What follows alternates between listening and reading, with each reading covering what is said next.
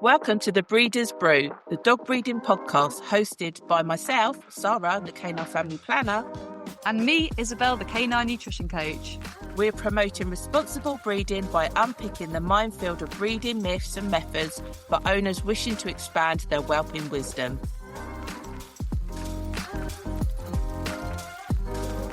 So, I am flying solo for this series of the Breeder Brews. It's Sara, the canine family planner. There is no Isabel on this special series because I am interviewing a series of people who are the winners of the Canine Family Planners Annual Breeder Awards. So this is a new award-based recognition to breeders that I see face to face, and I'm keen to open this up to be a global program. So hopefully moving forward, people will be able to apply themselves if they feel that they meet the criteria. But for now, just to get the ball rolling, I felt it was time that I should reward and recognise some breeders that I see in their skills and ability. When I've sat down and I pulled together my 3 pillars of responsible dog breeding, which looks at the planning, the preparing and the parenting, it made me realise there's a lot of subsections and a lot of additional information that sits within each of those pillars. One of the reasons of the ABAs, as I call it, which is the Annual Breeder Award, is that we look specifically at each of those categories. So there are awards based around these pillars, which is the Breeding Vision Award, the Attentive Owner Award and the Top Puppy Parent Award. But then what I also realised is that people need to be rewarded for their increase in ability, effort, skill set. So then there are also awards for the Rising Star, the Breeder Excellence and Breed Mastery. So that gets us up to 6 categories. And then I thought it's not fair that stud owners are left out the loop because they are imperative to dog breeding. So then I added on an additional category, which is the Supportive Stud Award. And then working so closely with Isabel, the canine nutrition coach, we agreed that it would be amazing if she sponsored a Holistic Breeder Award, which is about adapting modern day practices and methodologies into people's breeding ethics and methods. So ultimately, there are 8 different categories that I've just run through, and I'm super excited to introduce to you Adam Mayle, who is the winner of the Rising Star Award. So this is somebody that would be deemed not necessarily a new breeder, but somebody that's up in their game and continually learning. So just generally has a really proactive mindset when it comes to breeding and improving on every litter that he's planned and creating.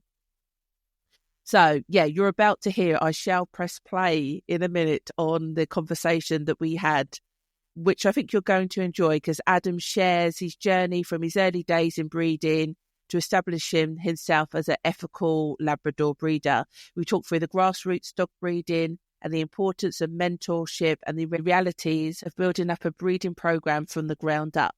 So you'll hear how Adam's transitioned from a German Shepherd breeder to a health-tested, Kennel Club registered, all singing, all dancing, as he puts it, breeder of Labradors, how he's developed his vision for his bloodline and why having the right network and support system is key to his success. If you're an aspiring breeder, this episode is packed with insightful advice from talking about ovulation testing, puppy contracts, endorsements, WhatsApp groups, and how Adam even uses puppy references to attract people and to build a wait list.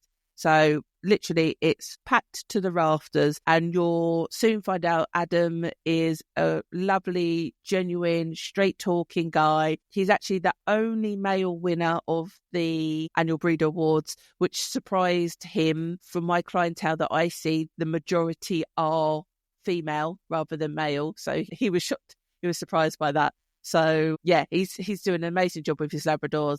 So I'm going to hit play now, and I hope you enjoy the listen.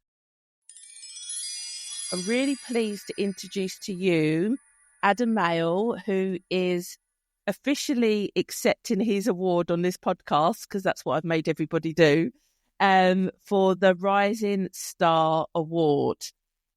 I'm going to let Adam briefly introduce himself, basically just who he is, what dogs he breeds, how long he's been about.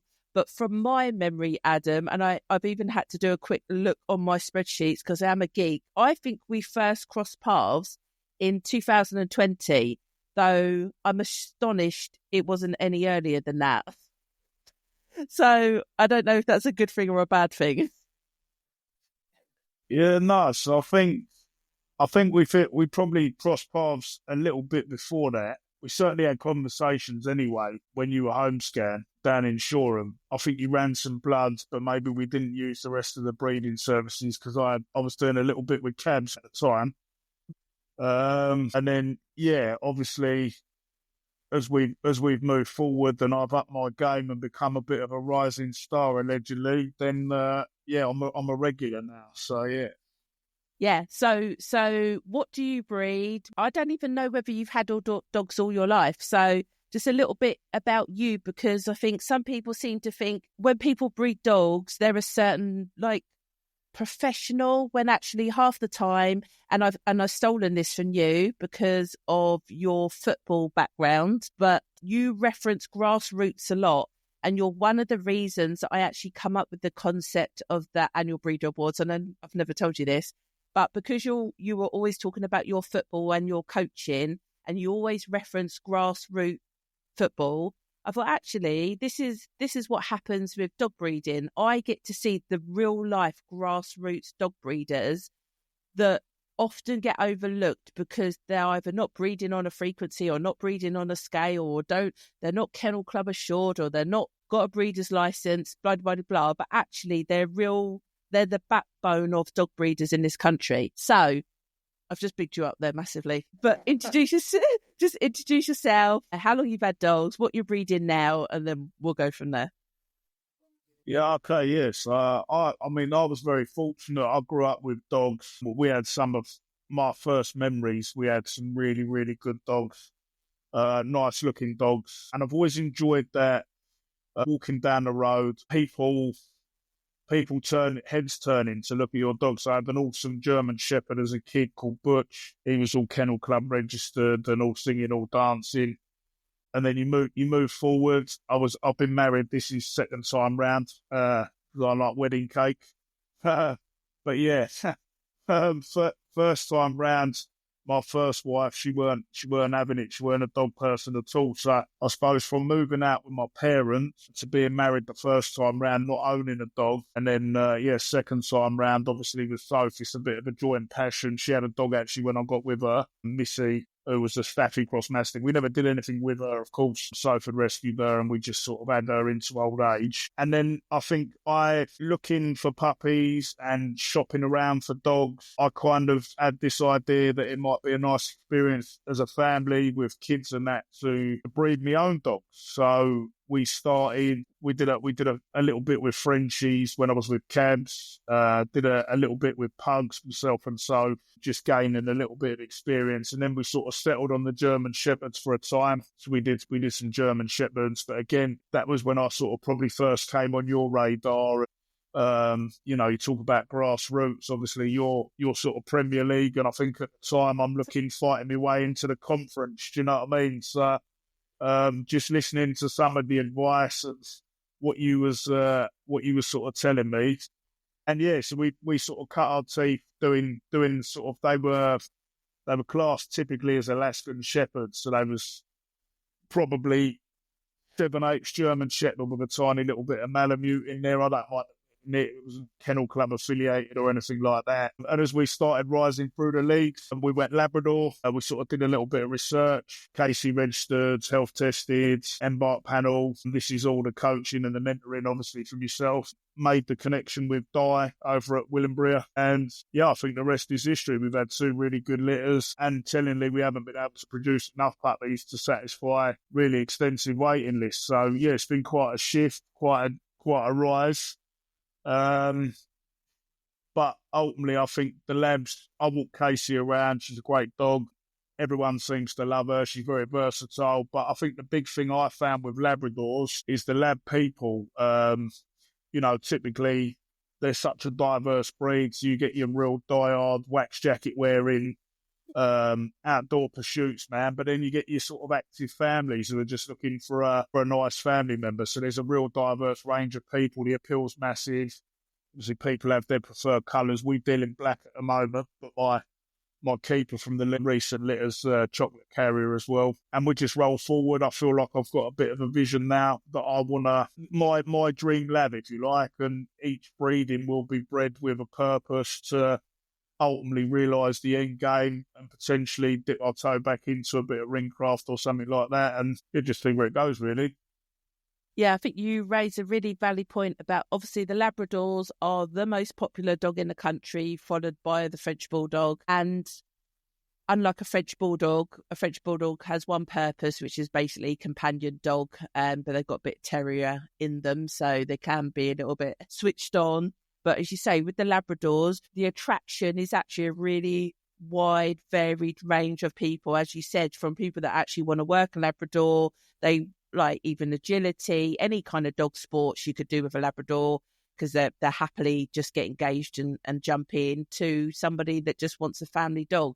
So, yeah, it's good that you have that ability and that skill set to be able to attract all of those people and talk to them differently, because obviously different puppy owners, well, I see a big difference between my Bulldog people and my Labrador people. And being able to communicate on all those different levels, I think is a really good skill set, which you obviously have, because as you say, you've got wait lists and you couldn't fill them even if you wanted to. So it's good to see that progression. I was going to say, I think this time, just on the point you've just made, I've had people coming to me for puppies who could probably teach me a little bit about Labradors because they've been invested in the breed their entire life. And I've had people coming to me as a family to buy their first pet. So, yeah, they're very different conversations. And, the experienced people that come to you that really done their homework and know the breeds, they're great because you learn from them as well. And, you never stop learning. Just because you bred the dog doesn't mean you can't learn anything more about it. We're never going to know everything. So, yeah, it's great. But I think that's testament to your attitude. That's obviously your mindset. You have a growth mindset where you're willing to take on information from people that are more experienced than you. You haven't got an ego to go, well, no, I bred these pups, so I must know everything. So I think that's just a testament to you. And that's a role that I try and fill in, like running home scan, that I learn all these different bits of information from all these different breeds. And sometimes they can cross breeds and they're applicable to everybody. So I try and be the conduit of that and expose everybody to that information, because, as you say, it raises the benchmark for everybody breeding, and the puppy owners get a better puppy. So I think that's a huge testament to you, and obviously part of why you got the Rising Star Award, which just goes to show, because I mean, we're in 2025, so like we say Rising Star, we're 5 years in, so it just goes to show, obviously these awards didn't exist before now, so I'm sure you would have got the award earlier if it did exist. But it just goes to show that breeding, to achieve good breeding, can't happen overnight. Like, everything takes time. You can't cheat time, I think, when it comes to breeding. It takes as long as it needs to take. And for you to get into the mindset of, you like your Labradors, you're going to do all your health testing. And you've mentioned Di Stevens. Like, again, she is the winner of Supportive Stud Award, and I will be interviewing her later on in the series. But again, she's another, you've obviously found another great mentor, because she goes over and above as a stud support, hence why she won her award. My first Di experience with the Rocks litter, I mean, she weren't in the country, but she got such a good team of people around her. I think I came to you and I primed Di to say, look, I'm going to be honest, I had just got back from holiday myself and she come in while I was in Turkey. But I think I messaged Di in the morning to say, look, she won't be, but I'm just putting it on your radar. We're going to run bloods. And you were like, she's a mate immediately. So then, what do I know? I'm running back to go to Di's, and she orchestrated all of that. I think, she's brilliant. And, she sort of, I don't know what she doesn't know about Labradors ain't worth knowing, I suppose. So she's always been really helpful and really pleasant to deal with. Yeah, she just makes stuff happen. Yeah, but you say it helps. I know people that have planned to use a stud dog and then the dog's not available because they're on holiday or they're away and all sorts. It just goes to show having the right team around you. Di's built a team. You've built a team. Like for me, doing your ovulation testing to your stud dog, that you need that support to try and do it on a one-man band. Yeah, you're probably going to make your life really difficult. And you say you were hot off the press coming back from holiday yourself, and yet you still got your bitch covered. It was a success. It worked. You got the pups. They landed, and off you were running. In regards to your journey so far, what do you think has been one of your biggest achievements or your biggest growths? What was challenging that you got over, or just real sense of achievement on some aspect of dog breeding? I'll be completely honest with you. I think everything's milestone for me. So if we take it right back to, I'd say, the start of the purple patch that I find myself in at the minute, would be buying my first Casey registered from health tested parents dog in Casey. I think that was a big milestone. I don't know, I think I walk around a little bit different with her, man, that she's all singing or dancing. I think the chest is out a little bit further, and you know what I mean? It's just, that was a milestone. And then I think you've got a vision and an end game. So then you get to, I think we went Southern Canine Imaging and we got the hips and elbows done. So then that's a big tick. She passed then. I think you give me details for an eye clinic. And just when you see it all coming together and you get to that point where you're like, right, I've got a record now that this dog, I'm better in the breed if I breed her. When you talk about ethical breeding, you feel good. And like I say, just to get that journey whilst you're enjoying owning a dog that's quite happy to jump in a river as much as she is to go for a walk around the block on the leads. Yeah, it's just been a really good journey. Do you know what I mean? Yeah, they are a versatile breed. I found it quite hard finding a Labrador. I know the ins and outs upside down of a bulldog. So I found it quite difficult to start at the bottom of the rung of the ladder looking for a Labrador. I literally felt like a newbie. And I remember you saying to me, yeah, I'm going to get a lab. And then 2 minutes later, the lab's there and you picked a good one. So I think, I don't know, you must have some kind of, I don't even know how you found her. What channels did you take? How did you seek out a good breeder to make such a good buy in your first foundation bitch? Because many people don't. So use the Kennel Club puppy search facility for probably the first or second time ever in my life. Contacted the guy. It's 4 or 5 hours away. I've never shied away from travelling for the right thing. Give him a call. Got a really good handle on him and his motivation, because that typically, for me, alarm bells ring. If you breed dogs but you've got no interest in keeping them, then why are you breeding them? So he breeds a litter when he needs to add numbers to his. I mean, he was spaniels and retrievers, so he was very much into the outdoor lifestyle. So he had dogs to send the birds up and dogs to bring them back. So he would only breed when he needed to add numbers for himself. And then you look and you think, well, if it's good enough for you, then I'm sure it's going to be good enough for me. Obviously, it all stacks up, health tests from the parents. So I went with my gut instincts and just went with it. Yeah, I do have like a fairly sort of stand behind my conviction, I suppose. I'm not, I'm a bit like Bell Trotter, you know what I mean? I'm always prepared to try and just throw me out in and have a go, I suppose. And yeah, it's worked out really well for me. So, what? I'm assuming she wasn't endorsed, or did you have to then have a conversation with him to lift the endorsements? No, she. This is interesting, the endorsement thing. She wasn't endorsed, no. So I didn't have to lift the endorsements. I think I've been doing and having conversations with a number of people about endorsements. I know you're a big advocate for it. I'm starting to come round more to that. I've always tried to make life easy for other people. But I do think maybe as a duty of care, perhaps I should start endorsing, making sure we agree a set of circumstances or criteria that have to be met for me to lift the endorsements. And that would be obviously making sure that they've done the health testing to the same level that I have with Casey, I suppose. But that might be a conversation for another day. I think what you'll find, because you're one generation in, haven't you, with your kennel name, which is GaffaGlory. I think the more generations you go in, the more you want to protect it, because the more you know how much hard work it's taken to build that. And then I think that's when the idea of endorsements looks more and more appealing, because you don't want somebody else to mess it up and it's got your name all in the background. So I think endorsement attitude definitely comes with investment into your bloodline. Yet equally, I do know many long-established kennels that haven't endorsed, and they've basically said, no, I vet my people, I know they're good people, I wouldn't be selling them the dog if I didn't trust them to have the dog and to have the dog's best interest and welfare, even if that does mean breeding. But like you've just alluded to, I like to endorse because it's my way of mentoring somebody to the breed and to breed safely and to the highest benchmarks by me setting some basic criteria. So that's why I do it. I'm just like, feel like everybody has to start somewhere, like we just said.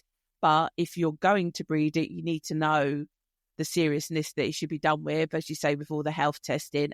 So I'll help you do that. I mean, some breeders have got a little bit cheeky and they start charging to lift the endorsements, which I think is a little unfair and shouldn't really happen. But I guess that's why you should read your puppy contract before you take your puppy, which, that's the question. Do you do a puppy contract? Yeah, first time ever this little we've done puppy contracts. Yeah, absolutely. I'll be completely honest with you. Every litter I've had, I've kind of evolved. I think you caught it, didn't you, when you were chipping the pups, the puppy packs. I had them all printed on a tote bag and at this time, and just these little touches, I suppose. If you're charging, decent money for pups, but you look after people the right way. I mean, I'll be completely honest. No one has ever questioned my pricing. They've all sat on a group from the minute they paid their deposits. They got like a terms of sale contract at that point, but it was reflective only of the deposit amount rather than the full payment. And they've sat on a group and they've had updates from Casey whilst they've been on the group. We've had the puppies and we've kind of posted weekly updates there because you've got 8 families on there. So rather than send everyone individual stuff, it's all gone on there. Nothing but compliments from the people that have taken the puppies. They use it as a facility for those more inexperienced homeowners, for asking questions and taking a little bit of guidance.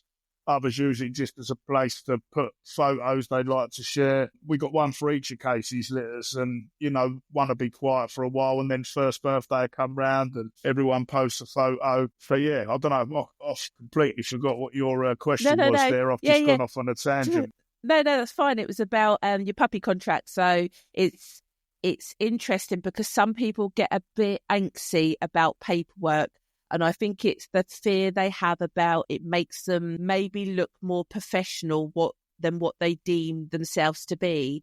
But I think what you've just highlighted is that it actually just gives real good clarity to the situation, to them buying a puppy, to managing expectations. So to me, I love a bit of paperwork, as you know, because I know that you can have 2 people walk away from a conversation thinking they understand what they've agreed to, but they're 2 different people with different perspectives, different understandings. And I would never want to have a dispute or fall out with somebody just because neither of us understood what each other meant. So I'm all for, I love clarity. I love it in black and white. I love it that I say to my people, look, if you don't agree with something or you're not sure or you want me to explain it, then now is the time to do it, because I'm not here. Equally, I've taken deposits on pups and then I'll give them a full refund, because if I haven't got the right number of, I haven't got the right sex, and if I haven't got enough dogs, I tell people, I'm not here to run off with your money. The reason of that was just so you knew the terms of the puppy sale, and there is no sale, and I'm not here to rob you, so here's your money back. The whole point is that I get quality people and that they're invested from the beginning. But it's good that I don't have WhatsApp groups. I have WhatsApp sort of chats, but I don't put all my people together. So it's good that works. Do you find the conversation continues long afterwards, or is it just does it die off after a while and then come birthdays, it pops back up? And do you get offended if someone leaves the group? Well, so I'll be completely honest with you. No one's ever left any of the groups. I don't get easily offended. I've got to be open, but I think there's Yeah, I mean, the first group, it was, you get different characters. So I'd imagine there's some people that are very rarely looking at it, who have got it constantly muted. And then there's other people. I mean, we had a puppy who went to Jersey. He got flown in like a private, light aircraft from Shore and Mayfield over to Jersey. And his owner, she posts pictures almost weekly, and that, I mean, that's fine. Because now we can react on WhatsApp, and you don't have to reply. So, you can just sort of stick a heart or like something. So I encourage that. I don't hound people if they don't post regularly. That's absolutely fine. But obviously, this time round, we've done the lab breeding, or the last lab litter. So we was going with this one. I think I said to you that I was going to do things slightly different this time, because what I didn't want to do is almost be selling puppies like 2 or 3 times. Once people were in, they were in. So that was why I upped my game and bought contract in, sort of put in there that you paid a deposit for this. If I can't give you this, you will get a full refund, no problem. But you were asking people to give you a significant financial investment. So at that point, I encouraged people to come to my house, meet Casey, meet myself. So they weren't just throwing money over the internet without knowing where it was going. And I also went on the group of people from the first litter and said, look, it might be nice if I had some references from people that had puppies from me previously. So, you can talk about the quality of the dog, if you're happy with the dog, the quality of the experience dealing with me. And yeah, everybody bar one, and they didn't give me a reference. They just never gave me their number or permission to pass it round to people, but they're not an active participant on that WhatsApp group. So that was fine. Yeah. But yeah, I mean, 6 out of 7 puppy owners all said, yeah, let's talk you up. So then I had people that was potentially going to put a deposit down on this litter, saying, I've spoken to several people that have had puppies off you previously, all have sung your praises, like, where do I sign? So that worked really well.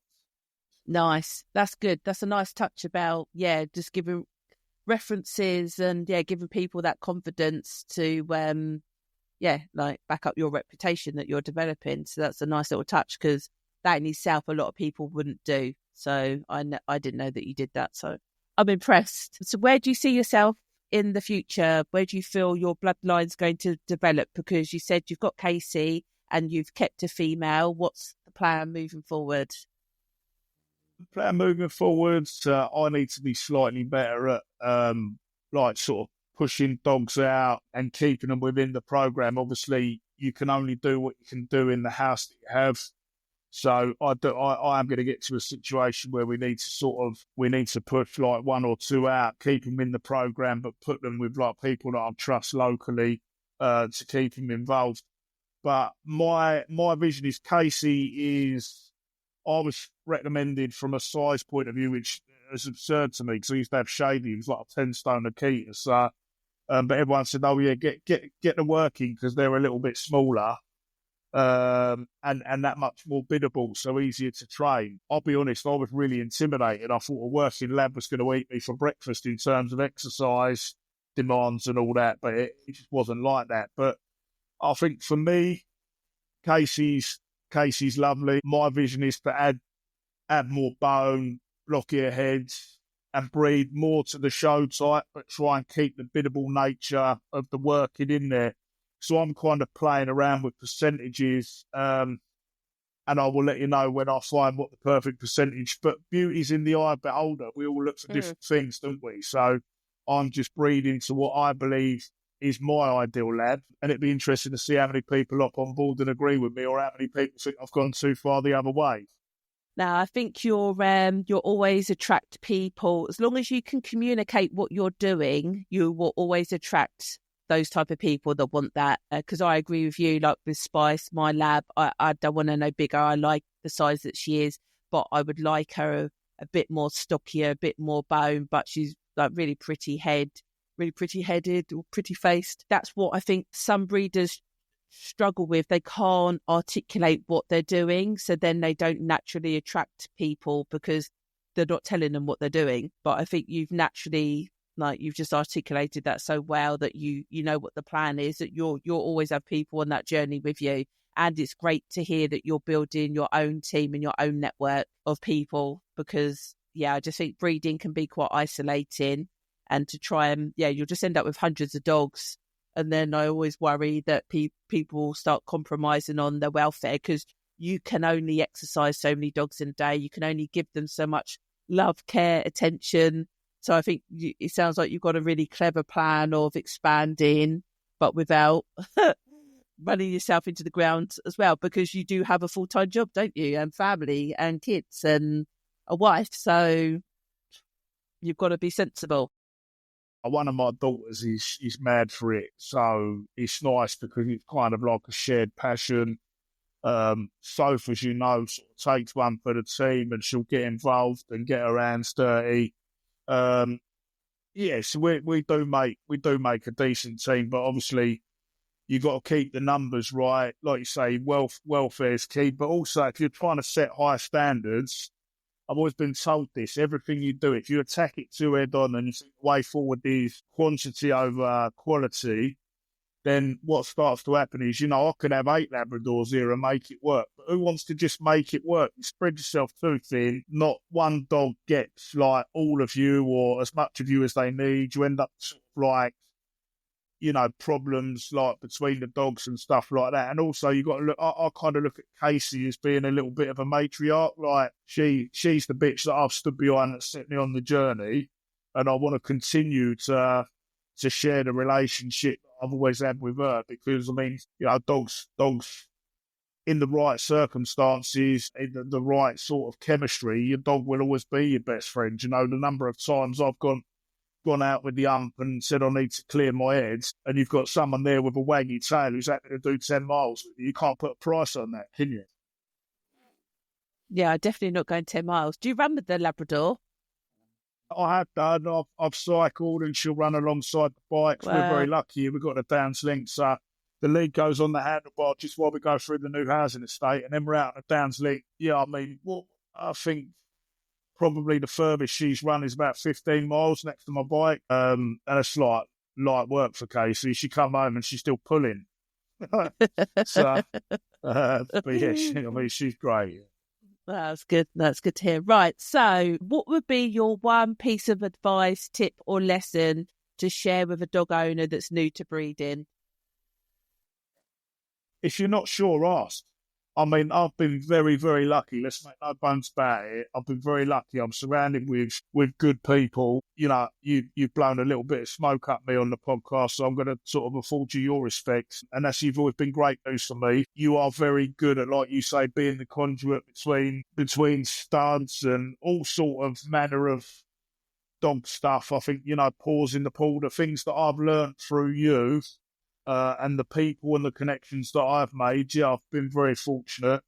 But I'm very lucky. I have like a little I'm not sure what to do here. I reach out and I can ask you the question, and I think, I don't know, without sounding like I'm putting words in your mouth, I think you probably invest a little bit of time in me, because you know that I listen and I act on it, and I'm not wasting your time, nicking precious minutes out of your day while you explain stuff to me and then not actioning it, So, just if you're not sure, ask. And if you ask and someone's good enough to give you the time, then make sure you listen and you act on it, yes. And just to add to this, because I know, as far as I know, you're not on Facebook. So this is an interesting one, because there are a lot of whelping Facebook groups and people are asking in those channels. But what then concerns me is the quality of the responses that they're getting. So it's interesting because you've managed to still build those relationships without those platforms, which many, I think, would question whether it is possible or not, but it seemingly is. Yeah, so I've never really been one for Facebook. I've got a personal Instagram account, put a mismatch of like the patchwork of my life on, I suppose. I did set up a GaffaGlory one. I've never really promoted it. It doesn't have a huge following. But yeah, all the time that you're utilising the right people, doing things the right way. I've pushed in the last 18 months, 2 years, maybe pushed out 16 Labrador puppies. that are all fully health tested, registered, and seemingly have, 15, 16 families that are happy to give a reference to the quality that I breed to, the sort of buying experience from me. So yeah, I think, using Di's been great. We paid a stud fee. She does the marketing through her website. Her reputation is key to all of this, I suppose, because people can't wait to get their hands on a Willenbria Labrador. So yeah, I'm just very fortunate, and I utilise people, and I like to think that they utilise me. And it's all a network. If one of us is winning, we're all winning, aren't we? So yeah, I think you've got a really good mentality there. I don't know, you come across as not competitive. Obviously, you take what you do seriously, but you definitely have like a natural demeanor or aura about that you want everybody to do well. So I think that is obviously a good reflection of yourself and your well-being, and obviously why you attract people in that same sphere, I suppose. So carry on doing what you're doing. So I've just got a quick fire round, so just a few questions that should be short answers or short enough answers, probably more than one word in most instances, but I'm going to start now. So, in one word, describe your first litter. interesting. Okay. In one word, describe your most recent litter. Banging. Nice. Puppy wait list. Are they soothing or stressful? So, Breeding mentor, yay or nay? 100%. Good. Ovulation testing, yay or nay? 100% yay. Yay. And then the final one, in one word, how would you describe dog breeding? Unreal. Brilliant. Right. Thank you ever so much for your time. It's very much appreciated. I'm sure the listeners have a lot to take away from this. Adam, point people in the direction if they want to find out more about your Labradors. I think you've kind of alluded it's Instagram, but what's the handle? And if that's your preferred method for them to contact you, then please share it. Yeah, so I'm just Adam.Mayle, which is Mayle, or I've got the GaffaGlory, which is GAFFA with glory. Yeah. It's the more people are on there, the more active I'll be. But I tend to rein it in because I'm aware that I don't have a massive following, Yeah, to be fair, my Bulldogs is such a small following, but the engagement is so high, I feel bad not to post stuff. So I don't think it's always about numbers. People get carried away with it needs to be big numbers and big numbers. But I think as long as the people that are following you are engaged in what you're doing and why you're doing it, then that's all you need. Like I'm sure if you had all those people in one room, it would be a little village hall that you're booking. So that's all you need, isn't it? I've got to hand it to you because it's what K9 Family Planner, the Royal, Meyerfeld, and all the other projects. I think I've had the little black book for dogs and it's insane. And I mean your sort of energy for what you do, and the fact that you're so far in and you're still as passionate, more passionate than ever. And I mean, I've seen you sort of win, lose, and draw, if you like, but you always keep smiling and keep moving forward. So keep doing what you're doing. Thank you. Right, that's it. We're out of time. So thank you for your time. And any details will be in the show notes, people. See you later. Cheers, Sara. See you soon. Bye. Bye-bye. I love that Adam kept the football analogies going all the way to the very end. I couldn't join him with any because I don't really know that much about football. I don't officially know the offside rule. So I couldn't add in to the expertise that he did. I hope you've enjoyed that interview with Adam. There are more to come, as you know, because there are more awards to be dished out. So stay tuned for the next episode. Otherwise, I'll see you then. If you've resonated with this episode, you're already showing the mindset that matters the most. But great breeding isn't just about attitude, it's about understanding your breed, your specific circumstances, and where you are in the journey. That's where a Brew Crew mentorship comes in. No one-size-fits-all advice, just personal, practical support shaped around you. Whether you're planning your first litter or refining your approach, we'll walk you through every step of the way. So come on and join us at breedersbrew.com for tailored learning and a community that's raising the bar, one thoughtful, well-prepared litter at a time. Can't wait to see you there.